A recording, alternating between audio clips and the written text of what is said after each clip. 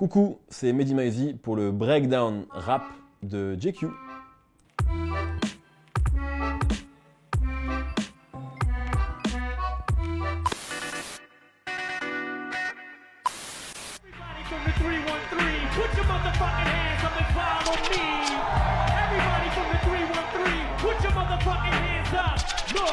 Eh bien, c'était un des battles donc de B-Rabbit dans 8 Mile et franchement moi ça me met un peu la chair de poule de voir ça parce que c'est un film que j'ai vu quand j'étais ado et c'était un énorme événement. Franchement parce que c'était le moment où Eminem était un peu au sommet de sa carrière. Après Eminem a jamais vraiment retombé en termes de popularité, ça a toujours été une superstar en fait depuis qu'il est arrivé. Tout ce qu'ils ont réussi à faire avec ce film là, c'est qu'ils ont réussi à faire un film assez grand public sur le rap et quand tu connaissais l'histoire d'Eminem, il y avait énormément d'éléments que tu pouvais rapprocher de sa propre vie. On sait qu'il a commencé avec les battles, c'est en 97 qu'il fait les Rap Olympics où il finit deuxième d'ailleurs. Il y a quelques rimes qu'on a dans 8 Mile qui sont reprises de ces battles de l'époque. Je trouve que ce film-là, il a vraiment contribué à asseoir un peu la mythologie autour d'Eminem à l'époque.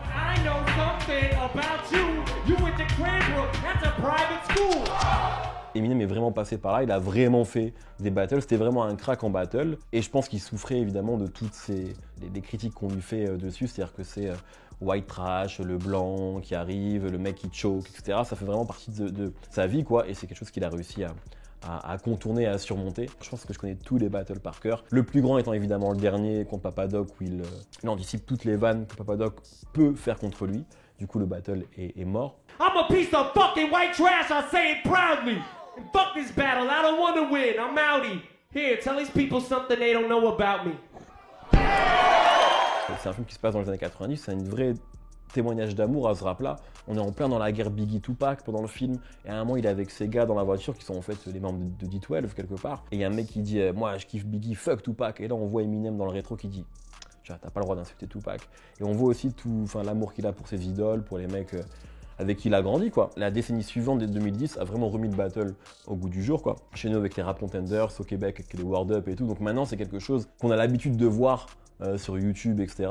Le nombre de rappeurs français qui sont passés par les Rap Contenders, de Nekfeu à Big Flo Oli, en passant même par Laylo, Alpha One, Dean Burbigo, donc voilà, c'est quelque chose qui a toujours existé quoi, les open mic, les battles. Je connais pas beaucoup de fans de rap qui aiment pas ce film-là, à part si t'aimes vraiment pas Eminem, et en même temps je pense que c'est un film qui a largement trouvé aussi un succès assez populaire. Donc c'est un peu je pense, un des meilleurs films qu'on ait eu sur le rap, quoi, jusqu'à présent en tout cas. Who got you? I don't know who stabbed you. I don't know who shot you. I don't know who cut you. I don't know who robbed you. But you think I know cause you know how my squad... Réussir ou mourir donc, c'est intéressant aussi parce que ça arrive juste après le film d'Eminem. On sent que c'était un peu la même stratégie. À l'époque, Eminem et 50 sont dans le même label. 50 est produit signé par Eminem et Dr. Dre. Donc, et à cette époque-là, vraiment Interscope, Aftermath, ils sont sur le toit du monde dans le rap. Donc c'est intéressant de voir qu'ils avaient vraiment une stratégie assez folle avec des rappeurs qui étaient les plus gros vendeurs au monde et qui en plus sortaient des films sur eux et qui en plus allaient cartonner. Whoop your head, boy. The back of the steel, whoop your head, boy. The cap get peeled, whoop your head, boy. Your ass get killed. L'histoire du rappeur, elle est quand même au service d'un vrai film, avec un vrai scénario, etc. Et c'est moi ce qui m'avait agréablement surpris dans le film de 50, parce que quand il est arrivé, je trouvais que ça arrivait trop près après 8 Mile, j'ai l'impression que c'était un peu opportuniste. En fait, le film est assez cool et vraiment réussi. Et il montre bien ce par quoi 50 est passé, comment son flow il change après avoir pris 9 balles, sa diction, comment elle est différente, etc. Parce que avant d'être signé par Dre et Eminem, il sort pas de nulle part. Il y avait des mixtapes qui étaient géniales. À New York, c'était vraiment un mec qui était en train de blow up quoi, la mixtape Power of the Dollar, 50 Cent is the Future, des super mixtapes ça. La sortie du premier album de 50 c'est un truc assez fou je pense dans l'histoire du rap où j'ai pas vraiment souvenir de voir un rappeur dont c'est le premier album qui pète autant le score, qui arrive vraiment, non pas nulle part et pour le grand public, ça arrive comme ça et il est absolument partout. C'est vraiment un raz-de-marée que j'ai pas beaucoup revu depuis pour un premier album et le film est vraiment cool, il faut le voir, il faut le voir. On rentrera jamais dans les clous. Nous, on vient réinventer la roue, on est tout. Ce que tu verras jamais dans le TQ, c'est pas la photo qui déconne, c'est moi qui suis flou. Pareil, on n'en a pas eu tant que ça en France, des films sur le rap français. C'est clairement le plus réussi en tout cas de ceux qu'on ait eu. Finalement les plus réussis, j'ai l'impression que c'est toujours un peu des biopics déguisés. Effectivement c'est l'histoire d'Aurélien, de Gringe, etc. Mais en fait, la manière dont c'est écrit un peu comme une comédie Carrie des années 90, quoi. Enfin, tu sens les hommages à Clerks, à Kevin Smith, etc. Tu sens vraiment que c'est qu'Orelsan est fan de ça. Je pense que ce qui est assez bien montré aussi, c'est comment tout se fait en famille depuis le début. Tu vois là, dans l'extrait qu'on vient de voir, on a Scred, on a Ablai, et on a aussi le frère d'Orelsan qui joue là le DJ à la radio et qui, l'année dernière, a réalisé le documentaire sur Orelsan qui a été, je pense, la meilleure promo possible avant l'album Civilisation. Allez, session freestyle, mon pote. Ça décapite, ça décapote. Ok, yo, ha, yo, Yeah. Putain, ils ont toujours les rappeurs les plus pétés dans ce truc. Et en fait, c'est un peu comme tous les projets d'Aurel, quoi. T'as toujours l'impression qu'il sait pas ce qu'il fait, mais en fait, il sait exactement ce qu'il fait. Qu'il fasse une série, qu'il fasse une marque de fringues, qu'il fasse un album, évidemment. Ou sur scène, parce que tu vois, là, ça qui est intéressant dans la scène, c'est qu'on voit toute l'hésitation d'Orelsan. On a l'impression qu'il n'est pas fait pour ça. Et aujourd'hui, quand tu le vois sur scène, c'est un des rappeurs français les plus performants.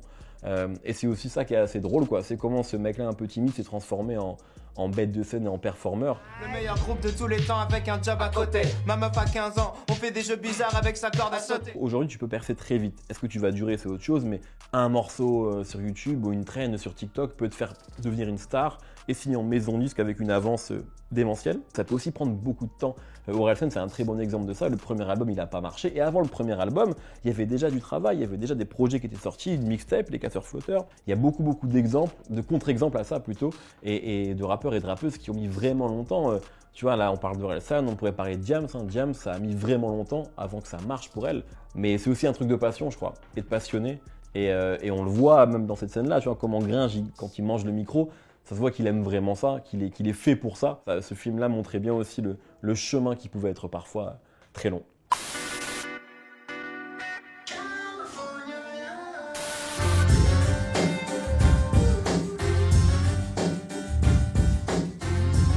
C'est un film qui est, je pense, objectivement, qui a un bon divertissement, mais qui est bourré de non-sens, d'erreurs. Et en fait, c'est un peu l'exemple du film qui est raconté par les vainqueurs. Et même pire, par ceux qui sont encore en vie, en fait.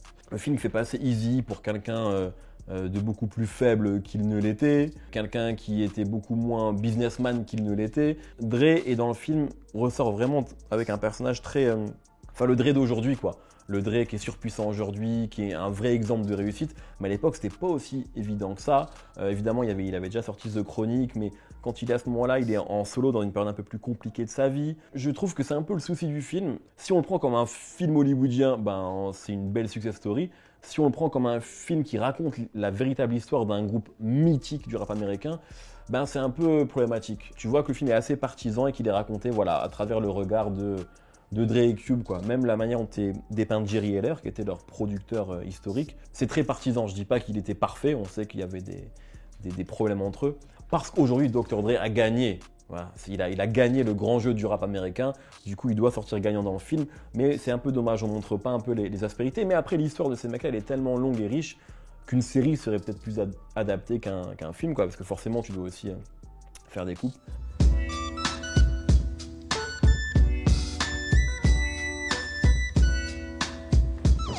C'était pas juste de la musique à l'époque.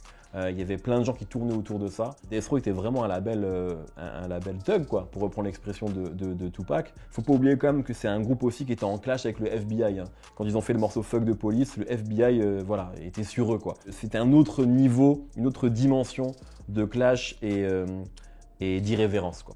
Pendant longtemps, je pense que c'est les rappeurs californiens de cette époque-là, ils ont un peu donné dans la tête du grand public l'image du rappeur, quoi. C'était à ça que ressemblait le rappeur, alors que c'était un peu plus nuancé que tout ça, qu'il y avait d'autres manières de l'être. Ça a été une grosse source de fantasme à l'époque. It's all good. And if you don't know, now you know, nigga. C'est déjà le meilleur morceau du monde. Là encore, tu vois, moi, le film sur Biggie, je l'attendais vraiment. C'est drôle parce que je me souviens très bien d'où je l'ai vu. Et il y a eu une standing ovation dans la salle, alors que le film est vraiment pas bien. Mais tout le monde était tellement content, je crois. Je sais pas, on était contre fan de Biggie peut-être ce jour-là. Et je pense que là, pour le coup, on est vraiment dans un moment où on veut faire des films sur toutes les légendes du rap américain. Biggie en étant une des plus éclatantes. Il faut un film sur Biggie. Mais du coup, moi je vous conseille, il y a un documentaire sur Netflix sur Biggie qui est génial et qui justement montre beaucoup de choses qui sont pas connues. Là, c'est vraiment c'est la fiche Wikipédia, quoi. It was all a dream. I used to read Word Up magazine. Salt and Pepper and Heavy D up in the limousine. Juicy est un morceau que Biggie ne voulait pas faire, donc je doute que la première prise ait été celle-ci. C'est un peu le seul morceau de l'album, donc l'album Ready to Die, qui est aussi le plus grand album de tous les temps, qui est un peu ouvert, quoi. Évidemment, c'est Puff Daddy qui voulait ce morceau-là parce qu'il fallait un single, il fallait un morceau qui puisse ouvrir l'album. Et Biggie voulait pas ça. Biggie, c'était un mec street qui voulait faire du rap dur, où il voulait faire ses rimes de rappeur. L'histoire de ce morceau-là, elle est plus complexe que ça. Et finalement, Puff Daddy l'a convaincu, il l'a fait. Il a bien fait de le faire, puisque c'est un morceau très important dans sa carrière, dans l'histoire du rap aussi. Et ça lui a effectivement ouvert de grandes portes. Donc là, pour le coup, Didi a une vraie vision. Parce que c'est vraiment ces deux albums, 3 avec le posthume, mais voilà, mais 2 albums vraiment extraordinaires. Et qui pour moi font partie des plus grands albums de l'histoire du rap américain. Le premier comme le deuxième, vraiment. So when can we do this? When can you sign? Show me the pen. This is my pen right here. C'est le film sur Tupac, All Eyes on Me, comme son album. J'ai l'impression qu'on a plus parlé de la ressemblance de l'acteur avec Tupac que du film. Mais ce qui est vrai, c'est que Suge Knight est venu signer Tupac quand il était en prison, pendant l'exploitation de l'album Me Against the World. Et donc il est en prison et l'album cartonne, notamment avec le morceau Dear Mama, etc. Suge Knight qui voilà, le sort de prison, paye la caution, etc. Il a vraiment joué un rôle important et c'est comme ça que Tupac devient l'égérie de Death Row et donc du gangster rap californien, alors qu'à l'époque, c'est pas la musique qu'il fait. All you motherfuckers that thought you was gonna bury me, thought you was gonna silence me, let you motherfuckers know I'm back. Donc ce moment-là, il est vraiment charnière dans la carrière de Tupac. Donc c'est bien que le film le montre, parce que c'est le moment où tout change en fait. C'est le moment aussi où évidemment il va devenir une superstar, prendre énormément d'argent, mais aussi sûrement où il va devenir beaucoup plus parano, se mettre aussi dans une vie beaucoup plus dangereuse, parce que traîner avec Suge Knight, qui est pour le coup pas un patron de label comme un autre, mais un vrai gangster. Donc c'est le moment où sa vie va changer, et sûrement aussi où ça précipite sa fin, puisque les fréquentations sont plus les mêmes.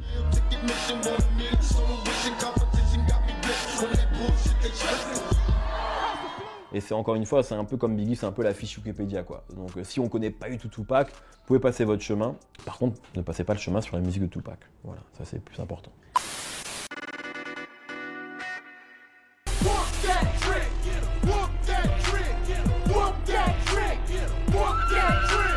Ça, c'est un putain de film, Hustle and Flow. En fait, pour moi, c'est le deuxième meilleur film sur le rap après 8 Mile. Assez méconnu chez nous, alors qu'il a plutôt marché. Il a eu un Oscar, ce film-là. Oscar de la meilleure BO donné à 3 6 Mafia. Et d'ailleurs, allez voir, je vous encourage à aller voir le discours de remerciement de la 3 6 Mafia. C'est génial. Et c'est un super film, justement, sur aussi une autre facette du rap. On a beaucoup parlé voilà, tout à l'heure du rap new-yorkais, du rap californien. Là, c'est le rap de Memphis, donc le rap du sud des États-Unis, qui est une autre culture à part entière. Hein, parce que parfois aussi, en France, on parle du rap américain comme si c'était un ensemble homogène, mais c'est un pays qui est évidemment gigantesque, donc avec des scènes qui sont parfois très très différentes les unes des autres. Un peu comme on peut avoir nous entre Paris et Marseille, sauf que là-bas, ils en ont énormément. Et donc ce film-là, Hustle and Flow, montre bien une autre culture du rap, une autre manière de faire du rap. Et c'est un très bon film, vraiment. Tellement de zéyo que j'en ai des crampes. La rue, la vraie, pas seulement sur l'écran. Pour ma mère et ma soeur, moi je veux le meilleur. Et fuck la prison pour mine. Validé donc a été un énorme carton. C'est une scène qui est intéressante parce qu'elle est réelle pour le coup. Et c'est le rappeur Husky qui a vécu cette scène-là en fait, qui a hijacké un Planet Rap comme ça et qui a été invité. Donc ça a vraiment existé. Et on voit aussi qu'à ce moment-là, quand Apache, dans la série, fait irruption dans le Planet Rap de Mastar, sa carrière change. Et je trouve que ça montre bien pour le coup l'influence qu'a encore une émission comme Planet Rap, une radio comme Skyrock, quoi qu'on en dise. Pour le coup, c'est assez réel. Hein. Demain, tu vas à Skyrock, tu fais un freestyle qui cartonne, ta vie, elle peut changer. Et plus globalement, sur Validé, comme ils ont appelé énormément de gens, tu retrouves bien les codes du rap français. Les labels, les gens que tu vois, etc. Alors, je pense que le problème de la saison 1, c'est que j'ai un peu l'impression qu'ils avaient résumé toutes les embrouilles qu'on a eues dans le rap en 10 ans en une seule saison. Du coup, à la fin de la série, tu dis « Ah ouais, ça aussi, ils le mettent », donc ça fait un peu beaucoup. Mais à contrario, la grande force du truc, c'est que tous les gens qui m'ont parlé de la série, c'est des gens qui n'étaient pas dans le rap. C'est sorti pendant le confinement. Le nombre de potes qui m'ont dit « T'as vu Validé ?» C'est bien, non? Et donc, je pense qu'ils ont réussi à avoir ce truc-là pour intéresser. Juste, ils en ont mis beaucoup. D'ailleurs, c'est un peu la critique qu'on a parfois pu faire à la série. J'ai l'impression, moi, que cette série-là, elle va être un peu un point de départ. Là, aujourd'hui, il y a plein de gens qui veulent faire des choses autour du rap. Il y a une série géniale américaine qui s'appelle Dave. C'est la série de Lil Dicky, qui est extraordinaire. Et je pense que ça aussi, maintenant, ça donne des idées en France. On a peut-être envie de faire aussi, peut-être de rigoler un peu plus avec le rap. Enfin, j'ai l'impression qu'il y a plein de projets qui sont en train de se monter. Validé, elle a le mérite d'avoir été la première, d'avoir en plus eu du succès. Quand on fait un truc qui marche, ça donne plein d'idées aux studios, aux chaînes de télé. Donc je pense qu'il y en aura d'autres derrière. Donc elle a le mérite d'être un peu la pionnière des séries rap en France. C'était Mehdi Maizy pour GQ. C'était un plaisir, comme d'habitude. Je reviens bientôt. Vous n'allez pas vous débarrasser de moi.